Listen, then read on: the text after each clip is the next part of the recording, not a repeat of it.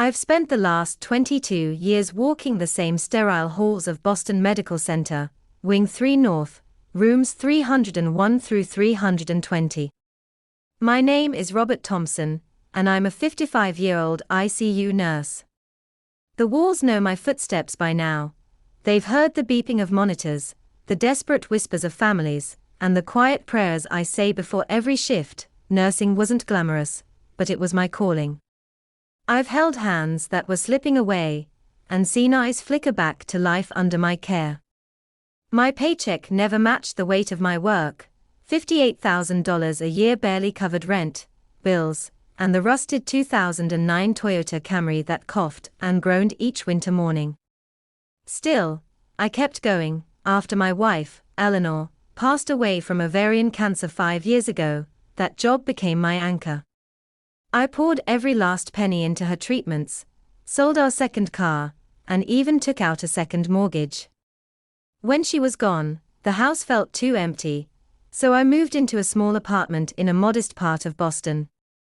The roof leaks when it rains, the radiator hisses at night, and sometimes I catch myself talking to her photo just to fill the silence. But the hardest part isn't the loneliness. It's knowing that my children, Sophia and Ethan, don't see me the way they used to.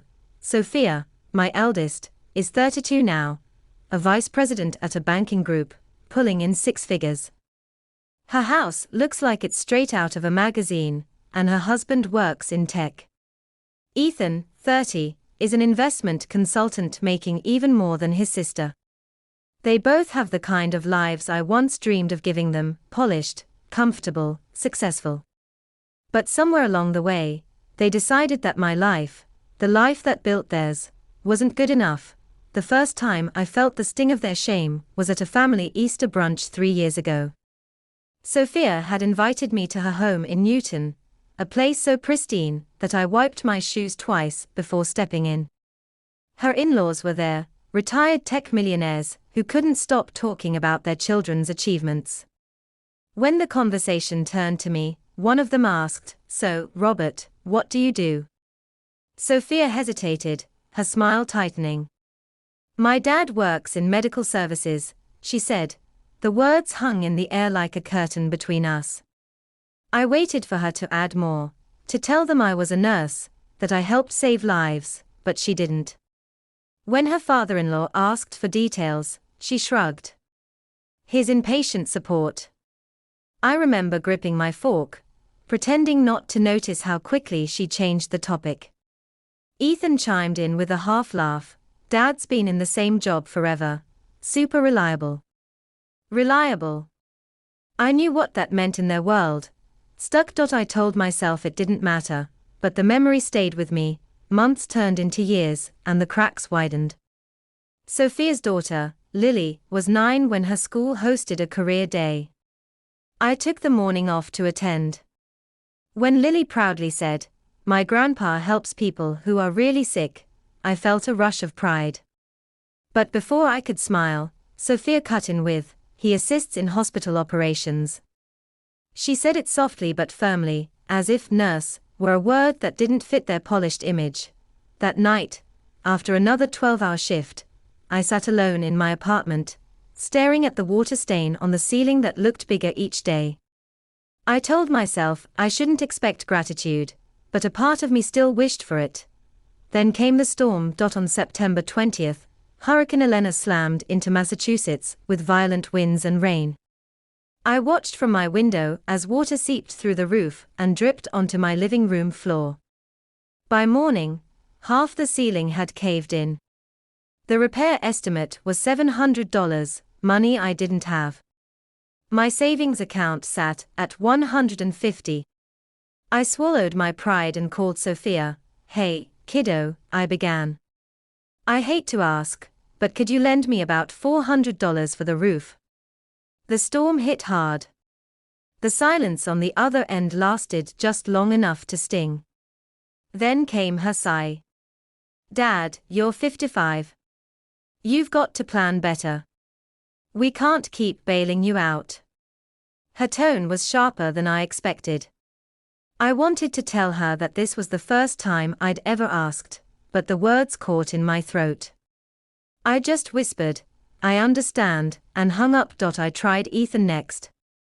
"Son, the roof's leaking bad, need a quick 400 till payday." He didn't hesitate. "Sophia mentioned this." "Dad, you chose a low-paying career. That's on you, not us." The call ended before I could reply. I sat in silence, the weight of their words pressing against my chest. I'd spent my life saving others, keeping hearts beating, comforting grieving families, and now, my own children couldn't lend me $400.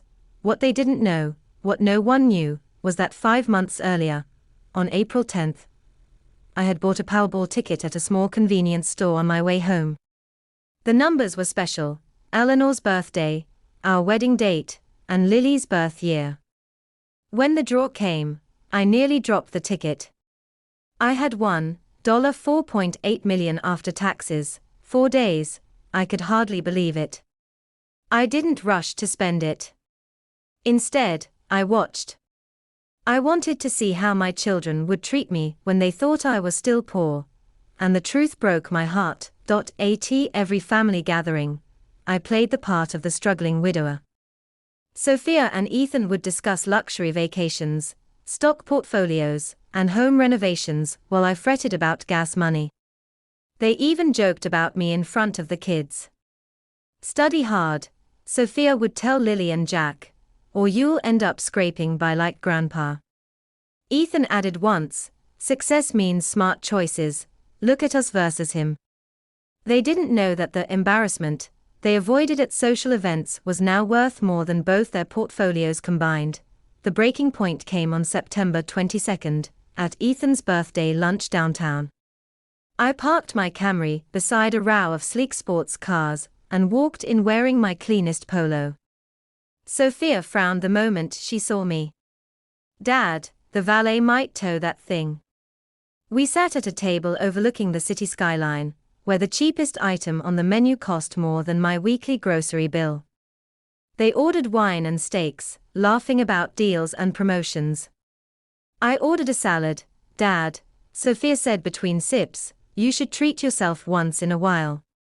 This poverty mindset keeps you stuck." Ethan nodded. "You've played it safe your whole life. Same job, same car, same place. You could have been more." I set down my fork. "I save lives every day," I said quietly. "Plenty of people do that," Ethan replied. "Doctors earn real money doing it." Sophia added, "You could have become an administrator or practitioner. You just settled." Something in me snapped. "So, you're ashamed of me?" I asked. Sophia didn't answer, but her silence said everything. Ethan muttered, "It's just hard to explain to people what you do." I looked at them both, their designer clothes, their gleaming watches, and I felt a strange calm. The truth was out. The next morning, I called in sick for the first time in 2 decades. I met with my lawyer, Elizabeth Sterling, in her high-rise office overlooking the harbor. We discussed trusts, wills, and anonymous donations. "Why keep the win a secret?" she asked. I smiled faintly. "Because I needed to see who my children really are before deciding who deserves my legacy." As I left her office, I withdrew $400 in cash from my account, just enough to fix the roof. When I handed the cash to the repairman that afternoon, I felt lighter, but not because the leak was gone. It was because I finally knew where the real cracks were, and they weren't in my ceiling. They were in my family. The weeks after that argument felt strangely peaceful. For the first time in years, I wasn't chasing approval or waiting for a call that never came. I showed up to my shifts, comforted patients, and laughed with co-workers. I realized that while my family had turned cold, my hospital family never had, but a part of me still needed closure, not revenge, not spectacle, just truth. That opportunity came in December, when Boston Medical Center announced its annual charity gala at the Ritz-Carlton. It was an event for wealthy donors, doctors, and board members.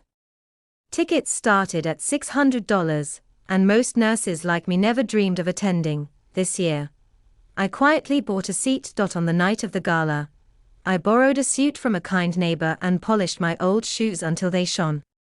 As I walked into the glittering ballroom, I could feel eyes glance my way, some curious, some amused.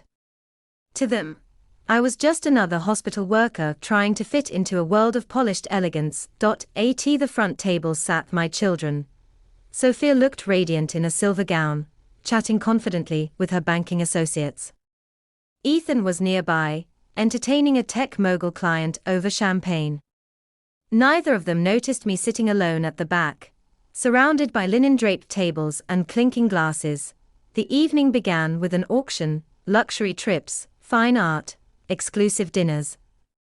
Sophia raised her paddle modestly for a designer handbag. Ethan bid on a yacht outing and won, flashing a grin that matched his client's applause.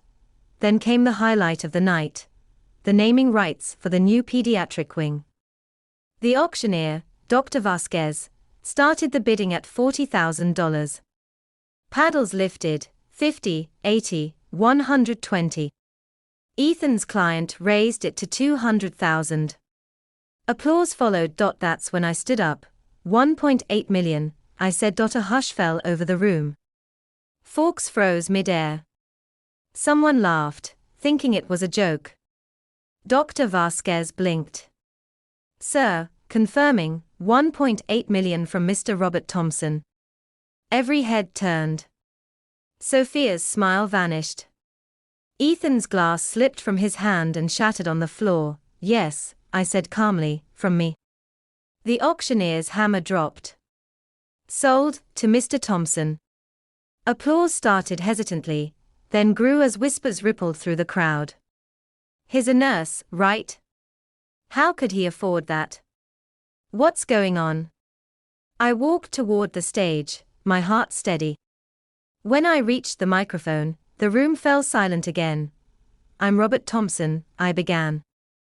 I've worked in the ICU at Boston Medical Center for 22 years. I've watched life leave bodies and return by miracle. I've comforted families who lost everything. And I've loved every minute of what I do. I paused, scanning the room. My eyes found Sophia's, wide, trembling, and Ethan's, filled with disbelief. But, I continued, not everyone sees the value in such work. To some, worth is measured by salary, not service. They see nurses, teachers, and workers as less, because they don't chase titles or luxury. I took a deep breath. 5 months ago, I won the Powerball. $4.8 million after taxes. I stayed silent to see who respected me for who I am, not what I have. Gasps filled the room. My children failed that test, I said quietly. When my roof caved in, I asked for $400. They called me irresponsible. When I sat at their tables, they hid my profession like it was shameful. Tonight, I dedicate this donation to those who do good without glory. The new wing will be called the Thompson Family Pediatric Unit, in honor of lifesavers, not fortune chasers. Applause thundered through the ballroom. Some stood. Nurses near the back cheered through tears. I saw Sophia cover her face, her shoulders shaking. Ethan looked down at his hands, pale and motionless. I stepped off the stage, walking past them without a word. For the first time in years, I didn't feel small. I felt free. The next few weeks changed everything. News of the gala spread quickly, first through the hospital, then across social media. Someone had posted a video titled, "Nurse Wins Millions, Exposes Greedy Children at Gala." Overnight, it went viral. People from all over the country messaged me, fellow nurses, teachers, firefighters, saying they finally felt seen, but not everyone celebrated. Ethan lost one of his biggest clients, the same tech mogul who'd been at the gala. I can't trust someone who mocks the people who save lives, the man told him. Within months, Ethan's firm demoted him, and several of his clients left. Sophia didn't fare better. Her bank transferred her to a smaller branch, after I quietly withdrew my accounts. Her colleagues whispered behind her back. Your dad donated millions after you refused him 400, they'd ask. Her marriage cracked under the pressure and finally ended in separation. Meanwhile, I worked with my lawyer to finalize my will. I left no inheritance to Sophia or Ethan. Instead, I created scholarships for nursing students and a healthcare fund for single parents working in medicine. I did, however, set up 2 trusts, for Lily and Jack. They'd each receive access only if they completed 2 years of community service after high school. If they didn't, the money would go to charity. I wanted them to learn early what their parents never did, that compassion is wealth. 4 months, I ignored Sophia and Ethan's calls. My lawyer handled their letters. I needed time to heal, to reflect, to breathe, but eventually, I decided that healing didn't mean cutting them out forever. It meant giving them one last chance to understand. 5 months after the gala, I invited them to my apartment for dinner. No fancy restaurant, no reporters, just take-out containers on my old wooden table. When they arrived, I could see the guilt written on their faces. Sophia spoke first, her voice trembling. Dad, I don't know how to say this, but I'm sorry. I was blind. I thought success meant numbers and status. I forgot what it cost you to give us everything. Ethan nodded. I've spent my life chasing money. But you've been saving lives. You've impacted more people than I ever will. I listened quietly, letting their words fill the space that once echoed with silence.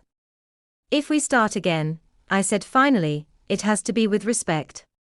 No more shame about what I do, or who I am. They agreed instantly. For the first time in years, we laughed together. Not about money or promotions, but about Lily's mischievous dog, Jack's science project, and Eleanor's favorite pie recipe. Later that night, Lily hugged me and whispered, "You're my hero, Grandpa, not because you're rich, but because you help people." Jack added, "Why give so much away?" I smiled. Because wealth isn't meant to be hoarded. It's meant to heal. Life didn't suddenly become perfect after that. I still drive the same Camry, still live in the same apartment, and still wake up before dawn for my shifts. But now, when I walk through those hospital halls, I carry something far greater than money, dignity. The pediatric unit opened 6 months later, bright and full of laughter. On the entrance wall, a plaque reads, "The Thompson Family Pediatric Unit dedicated to those who serve with heart." Every time I pass it, I think of Eleanor. I think of my children, finally learning what truly matters. In the end, I didn't just win the lottery. I won something far more valuable: clarity.